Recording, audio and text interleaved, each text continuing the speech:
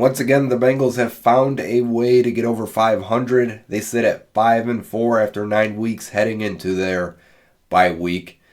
This is Bengals on the Brain, and I'm Joe Goodberry, part of the Cincinnati Bengals Talk YouTube network. We've got a good one again, right? We've got the Bengals doing something different. Again, I feel like we've had this a few times now, whether it's a great defensive performance, the offense waking up in terms of the passing game. This time, I don't think I expected this. This is coming off of probably the loudest talk about Joe Mixon and where he was this year as a runner and as a bell cow back, and how long the Bengals would lean on him and how much they would lean on him and how effective he could be. And could he make guys miss still? Did he still have that burst? So it was a very interesting week. You know, I pointed out a lot of things on Twitter about Mixon being ranked pretty much near the bottom of the list for starting running backs. And man, I didn't see this coming, and maybe that was why it was so effective. This Panthers defense coming in this game was a top 10 run defense in the league, and some metrics had them top 5. So for the Bengals, and they missed some guys. I understand that. Burns didn't look like himself. Derek Brown ended up being sick. He started the game, but we didn't see him very much at all, and he's their best interior defensive player.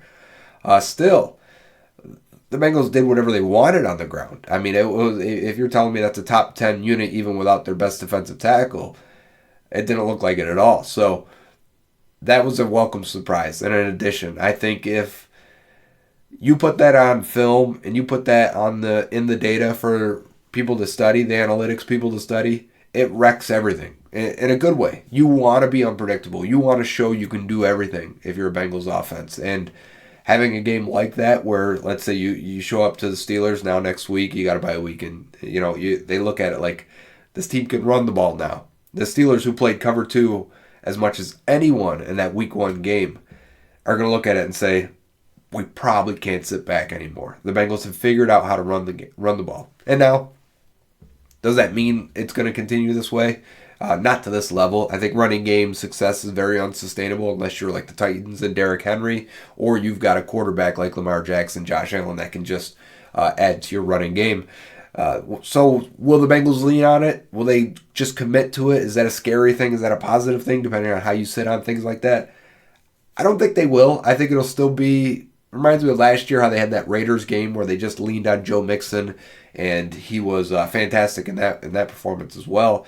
They didn't necessarily go back to it, but they knew they had that in their back pocket in case they ran into a game where they couldn't throw the ball as well as expected.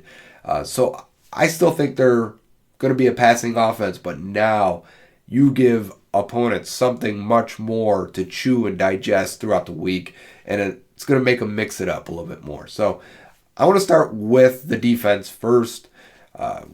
Go through their clips and a lot of plays of how did the defense play as good as it did. Because, the running game works and the running game can work, but it's always tied to defense, right? You can't let the other team drive down and score, have explosive plays and score, and still lean on the run. As we have seen, the Bengals will quickly pull the plug on the run if the defense isn't playing up to par. The defense was lights out this week. And I want to start there, and then we'll come back to the conversation with Mixon and the offensive line and what they did differently there, if they did anything differently. But first, without Chidobe Awuzie, without DJ Reader, without Josh Tupou, how did they play? Without Mike Hilton as well. How did they play? And how did they do it? How did they shut down the Panthers offense? Well, let's take a look at a few plays here. Let's start with the first third down of the game for the Bengals defense, and quickly, you'll see the Panthers were showing empty, and they bring a running back into protection.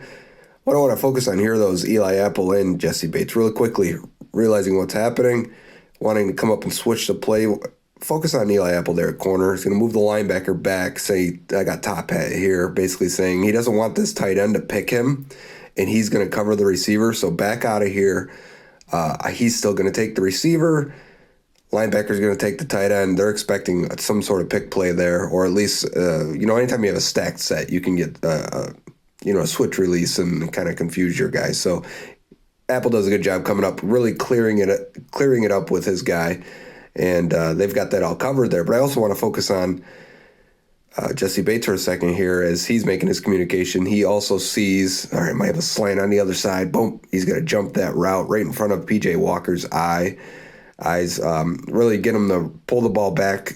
Walker does real quick, flips it down. Bengals come up, make the tackle, make the stop, force the punt to start the game.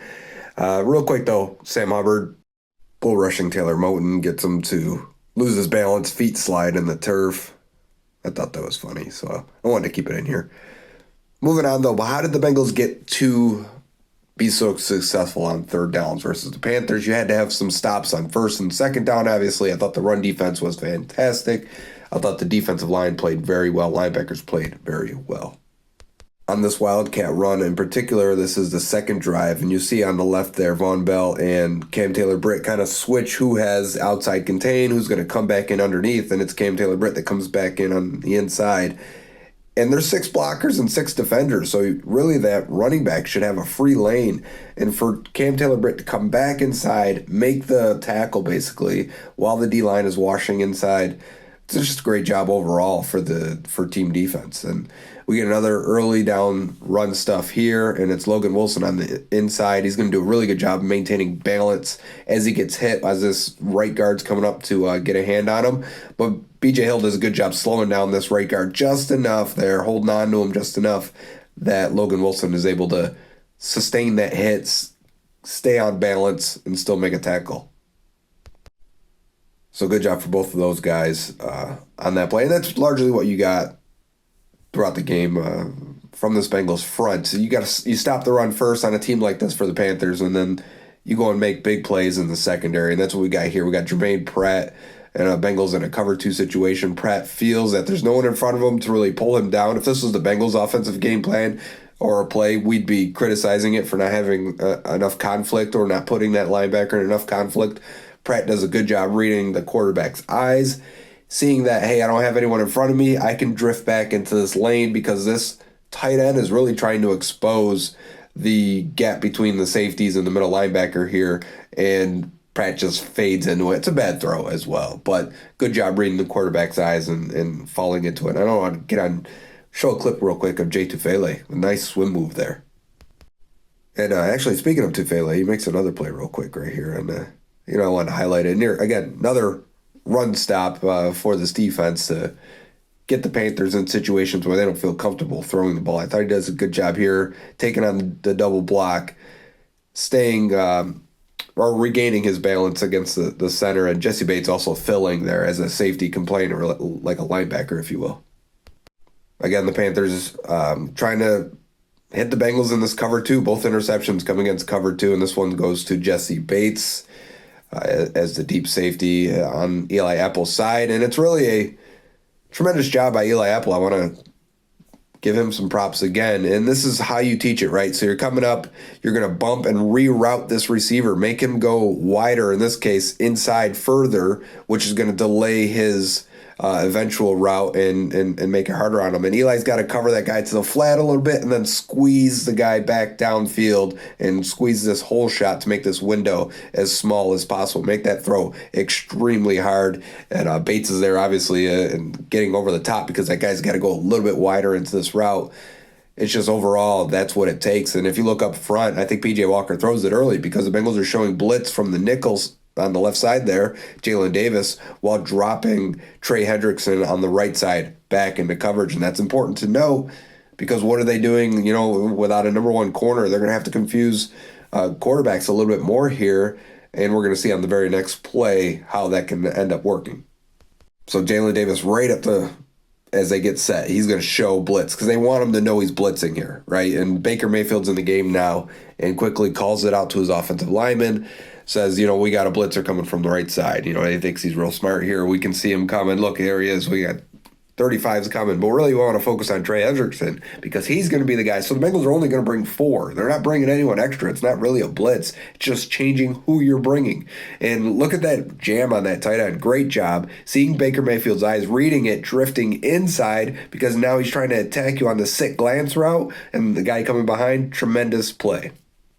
So lots of credit for Eli Apple, a lot of credit for Jessie Bates. I think Von Bell was who he's been all year, which is a solid, steady, good starter, a captain of the defense. But I think Bates is now 3 weeks in a row has had good performances. I think they've been better and better every week. I think Jessie Bates, if he's turning it up or flipping a switch, because now guys are going down and he's You need him to make these plays. You need him to be the if he thinks he's an elite safety, show us. And if he is right now, then yeah, that'll go a long way to helping this defense look really good.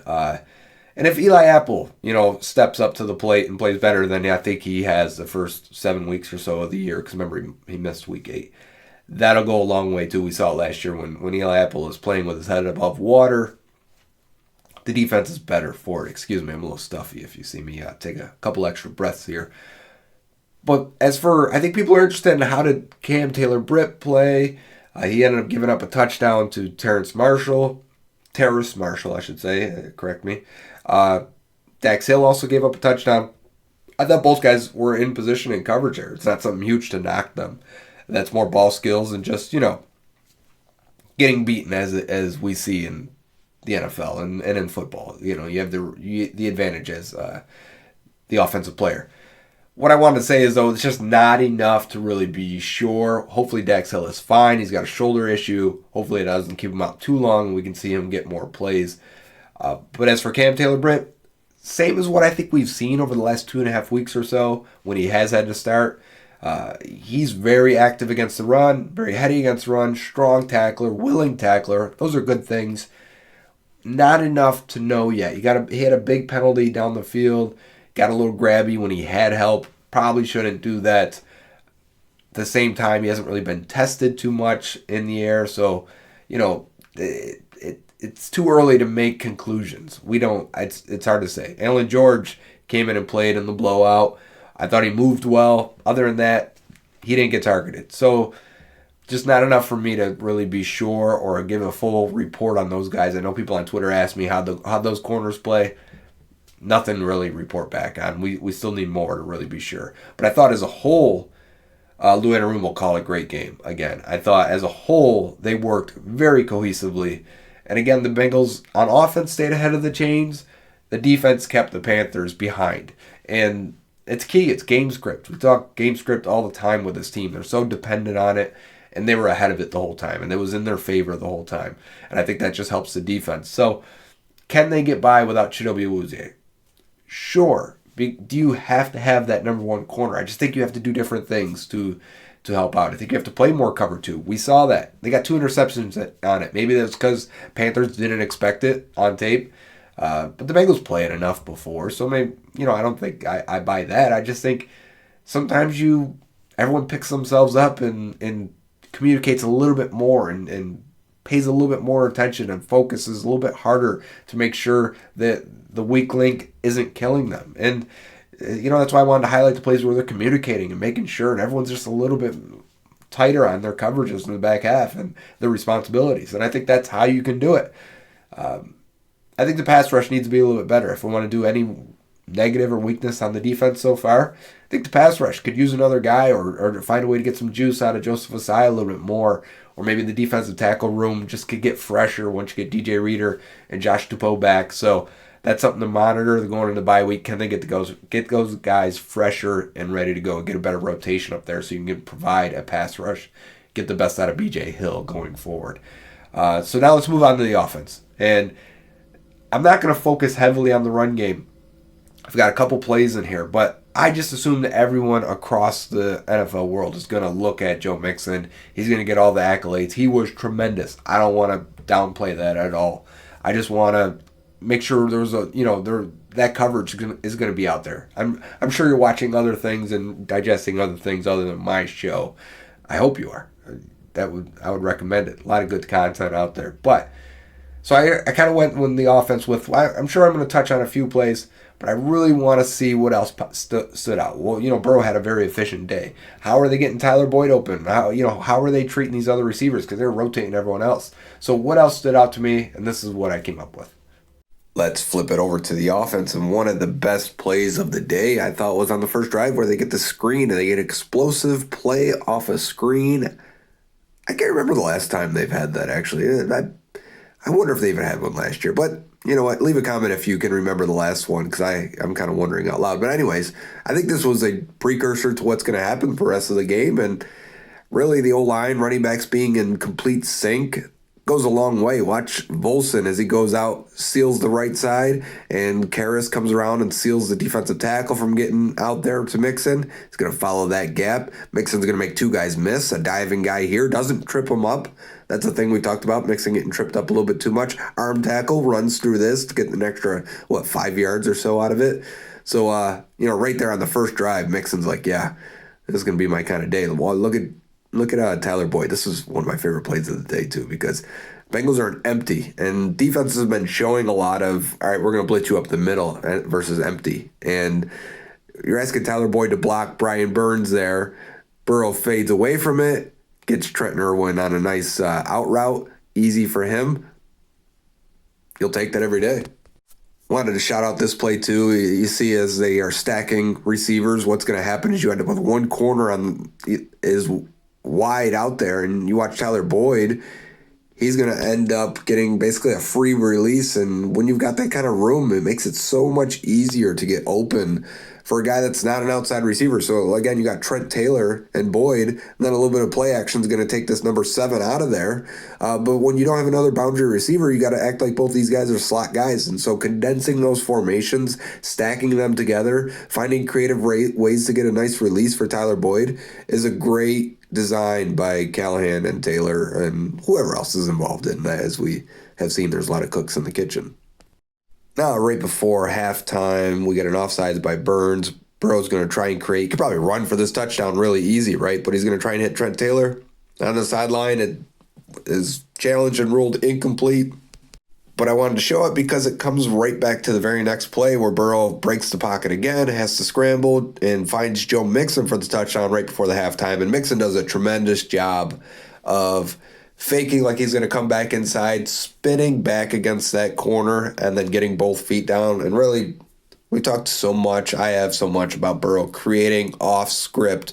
And when he does, and when he's feeling it, and when he's having a really good game, it looks like this. And he's able to trust his receivers. I think he puts a lot, shows that trust him. It puts a lot of confidence in those guys to make a play. And I think this is just a tremendous route by Joe Mixon. What a great job. This is like Oklahoma Joe Mixon, man. When he looked like he could be a tremendous receiver in the NFL.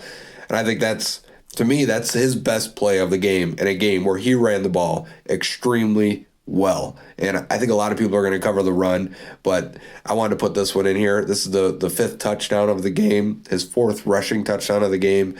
This is, in a nutshell, what the Bengals did. The only thing they really did differently today was put Hakeem Adeniji as an extra offensive lineman. But they're going to gap block. They're going to double block. This is 3 Panthers knifing into those gaps and Mixon making a hair trigger decision and then hitting full speed to outrun that corner for his 5th touchdown of the game. That's prime Mixon. That's how the offense found its success. It's efficient play. It's smart play. I thought Zach Taylor called a tremendous game. Probably the best game he's called all year. And maybe that's because the running game works. When the running game works, there's so much more that you can call. The play action stuff that you can call. Now you're getting a safety or an extra defender in the box. And now you can take advantage of guys on the outside. Now the comeback routes are so much easier when they're playing cover 3 and the corner's bailing and T. Higgins can just cut and stop and pick up 8 yards easy.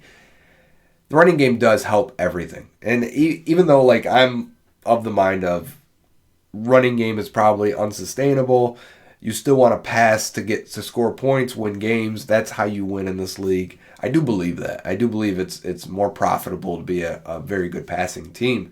But when it's hard to protect, when Jamar Chase goes down, I get it. I'm looking at this yeah, it makes sense. Lean on the run game. That's what it's there for. I don't want to have a non-existent run game. I want it to be there in your back pocket for when things aren't perfect, for when things aren't working completely, that you can lean on it and lean on Joe Mixon.